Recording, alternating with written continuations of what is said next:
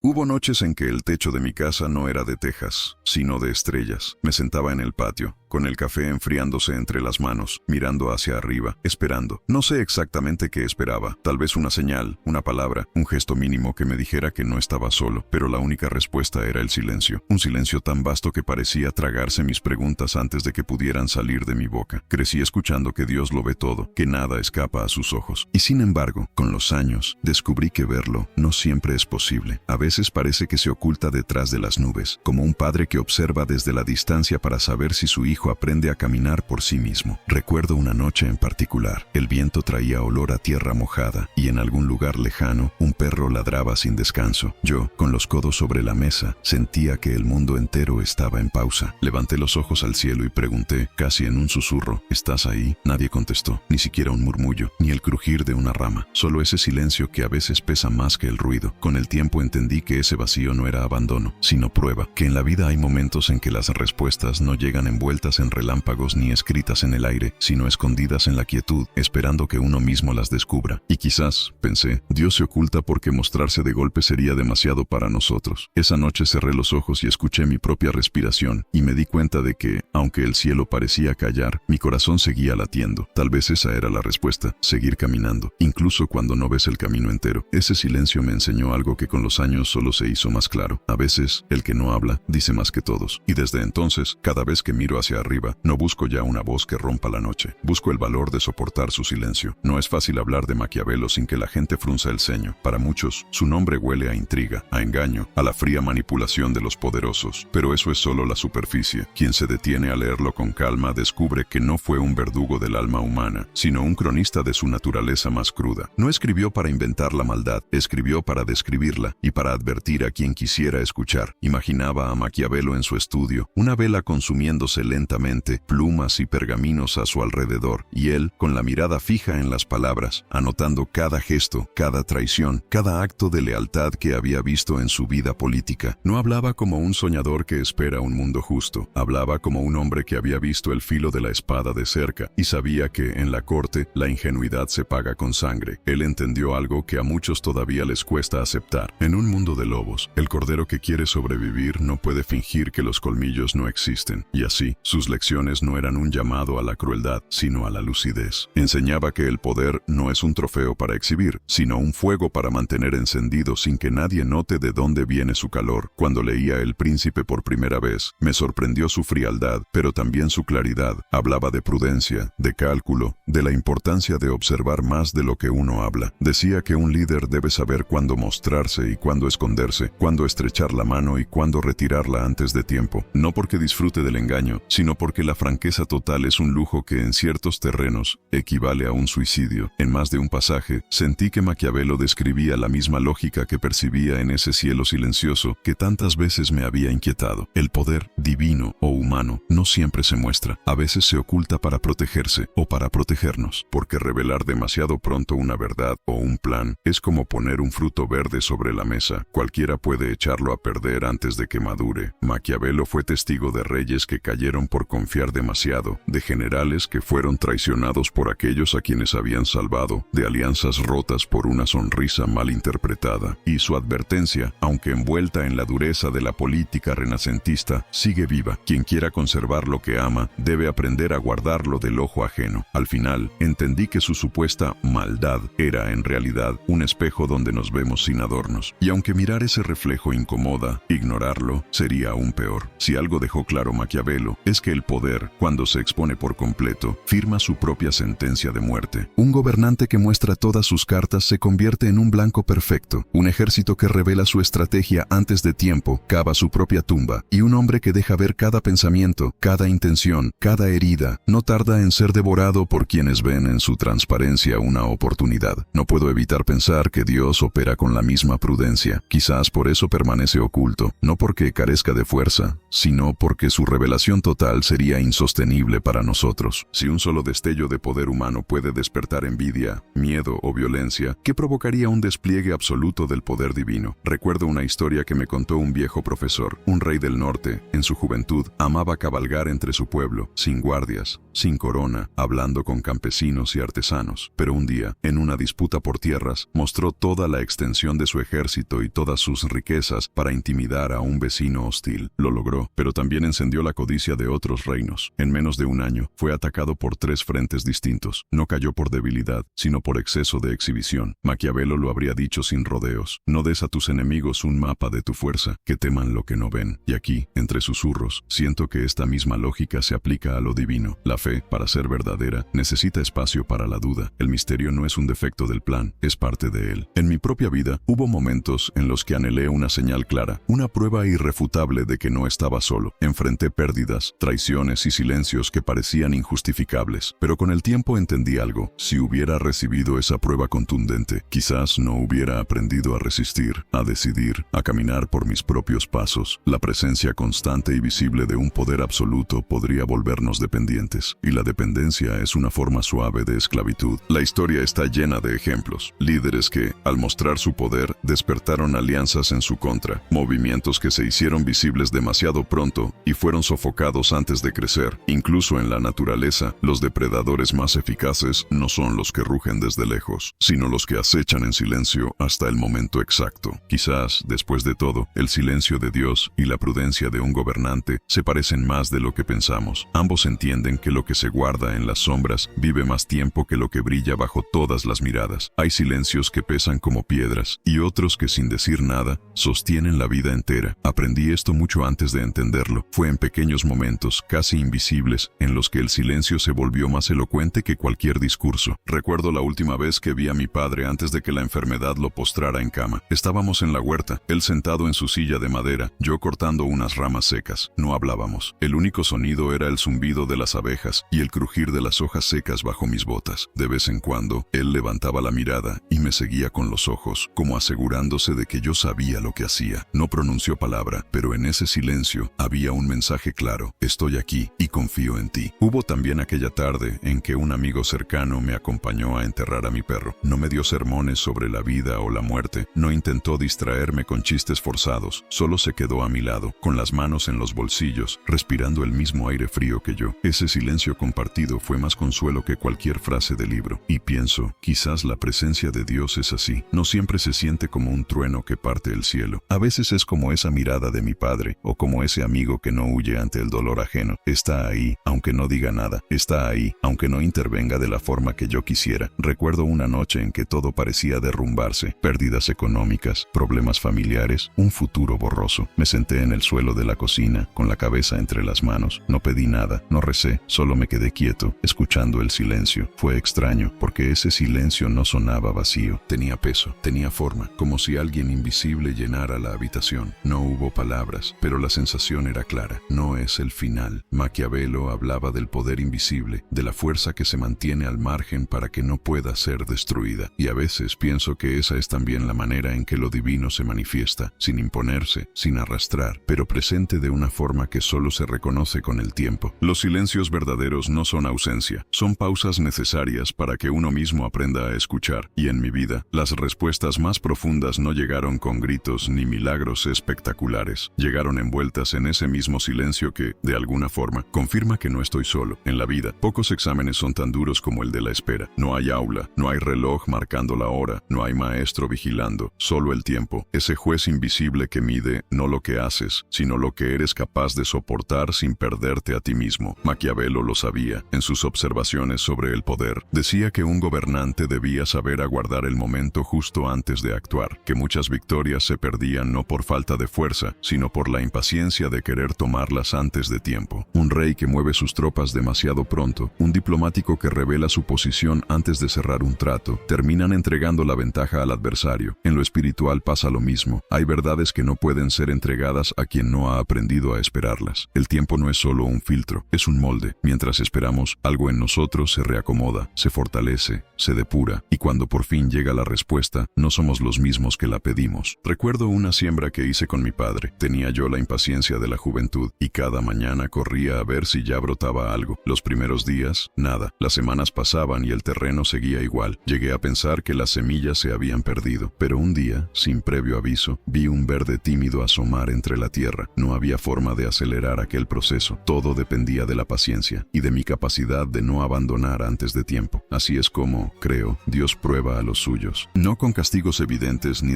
recompensas rápidas, sino con un silencio que obliga a mirar hacia adentro. El que se rinde al tercer día nunca verá el fruto. El que aguanta, aunque sea con el alma llena de dudas, descubre que las respuestas no solo llegan, sino que llegan en el momento exacto en que pueden sostenerse. En política, un líder que actúa antes de que su adversario se exponga comete un error costoso. En la fe, quien exige señales inmediatas pierde la oportunidad de aprender que la confianza es más que una emoción. Es una decisión que se renueva cada día, aún sin evidencias. Esperar no es quedarse quieto, es seguir caminando sin ver la meta, confiando en que el camino existe. Y quizás, por eso, la espera sea el verdadero filtro de quienes están listos para recibir poder o para entender lo divino. Hay verdades que son como la fruta. Si se arrancan verdes, no alimentan, amargan. Lo entendí a golpes, y no solo en la fe, sino también en la vida misma. Recuerdo a un vecino, don Eusebio, hombre callado que cultivaba un huerto impecable detrás de su casa. Un día, su nieto, ansioso por ayudar, decidió arrancar las mazorcas antes de tiempo para darle una sorpresa a su abuelo. Cuando Eusebio vio el cesto, no se enojó, pero tampoco sonrió. Simplemente dijo, ahora no sirven para nada. Y tenía razón. La buena intención del muchacho no cambió el hecho de que, sin tiempo para madurar, aquello que podía alimentar a toda la familia se había convertido en desperdicio. En el poder, sucede igual. Maquiavelo contaba de príncipes que revelaban sus planes de reforma demasiado pronto, pensando que así ganaban la confianza del pueblo. El resultado era siempre el mismo. Sus enemigos, ahora advertidos, se adelantaban para frustrar cada paso. Lo que podía haber sido una victoria segura terminaba en derrota amarga. En lo espiritual, esa lógica es aún más delicada. Hay personas que reciben un destello de verdad y corren a gritarlo al mundo, sin haberlo vivido ni digerido. Creen que compartirlo de inmediato es generosidad, pero a veces es orgullo disfrazado, y lo que logran sin querer es que otros lo rechacen porque todavía no estaba listo para ser entendido. Yo mismo pasé por algo parecido. Hubo un momento en que creí haber comprendido el propósito de una prueba que estaba viviendo. Me apresuré a contárselo a un amigo que atravesaba su propio dolor, seguro de que mis palabras le servirían. Él me escuchó, pero en sus ojos vi que no encajaba. No era que mi reflexión estuviera equivocada, era que no era su momento. Dios, como un maestro paciente, no revela todo de una vez. Nos muestra lo que podemos sostener sin rompernos. Si de pronto expusiera todo su poder o todas sus razones, tal vez nos paralizaría o nos haría actuar antes de estar preparados. Igual que un rey prudente no expone todas sus tropas en el primer día de batalla, lo divino también se protege y nos protege de nosotros mismos. Hay un peso en la verdad que solo puede ser cargado cuando el alma ya ha crecido lo suficiente para soportarlo. Antes de eso, lo que debía salvar puede destruir. Por eso creo, el silencio y la espera no son castigos, sino estrategias de amor y de poder. Maquiavelo no escribía para ser querido. Sus páginas eran como hojas afiladas, reflejaban la luz, pero podían cortar la mano de quien intentara sostenerlas sin cuidado. Sabía que el poder más temido no es el que se muestra en las plazas públicas, sino el que se mueve por pasillos donde nadie se atreve a entrar. El gobernante que lo revela todo, tarde o temprano, entrega su debilidad envuelta en bandejas de oro a su enemigo. Y quizá por eso, al contemplar a Dios, muchos solo perciban el vacío. El silencio no es ausencia, es estrategia. El Creador no necesita convencer, suplicar o exhibirse para que su presencia sea real. Sabe que toda revelación es un riesgo y que el hombre, hambriento de respuestas, puede convertirse en un devorador imprudente de verdades para las que aún no está preparado. En el fondo, el consejo de Maquiavelo resuena como una advertencia para todos los que poseen algún poder. No desperdicien su fuerza tratando de demostrar que la tienen. El río no grita para probar que corre. La montaña no necesita anunciar que es sólida. Simplemente lo es. El narrador recuerda líderes que se mantuvieron en las sombras mientras sus rivales se consumían en disputas visibles. Recuerda también oraciones respondidas no con milagros inmediatos, sino con transformaciones silenciosas que años después mostraron su verdadero valor. Así opera Dios, así opera el poder. Maquiavelo, si pudiera hablar directamente a cada uno de nosotros, quizá diría, si quieren comprender la fuerza, aprendan a ocultarse. Si quieren perdurar, permitan que el mundo los subestime. Y si quieren vencer, nunca muestren todas sus cartas. Esa es la advertencia final, y desoírla es caminar directo hacia el propio colapso. Existe un tipo de confianza que no se compra, no se explica y no se negocia. Nace en lo más profundo, como una llama que no depende del viento para mantenerse viva. Es la fe que permanece incluso cuando todo parece derrumbarse, que no exige demostraciones para seguir creyendo. Quien necesita ver para creer está atado a un pacto frágil, condicionado a las circunstancias. Al primer signo de ausencia, su creencia se quiebra, pero quien confía sin pedir pruebas posee algo más grande. No depende del espectáculo ni de la confirmación de los sentidos para mantenerse firme. Así como la raíz se extiende bajo la tierra antes de dar frutos, hay un tiempo de invisibilidad en cada promesa. En ese tiempo muchos abandonan, confundiendo la quietud con el abandono, pero quien continúa, incluso sin señales visibles, descubre que la espera forma más que la recompensa misma. La lección final es sencilla y profunda. Si lo que buscas es verdadero, no será el miedo lo que te sostenga, sino la certeza íntima de que eso ya te pertenece, aunque el mundo diga lo contrario. Esa certeza convierte al hombre común en alguien inquebrantable, no porque vea, sino porque sabe. Y al cerrar este camino de reflexiones, queda la invitación. Antes de exigir que la vida te pruebe algo, pregúntate si tú ya te has probado digno de recibirlo. La respuesta puede cambiarlo todo.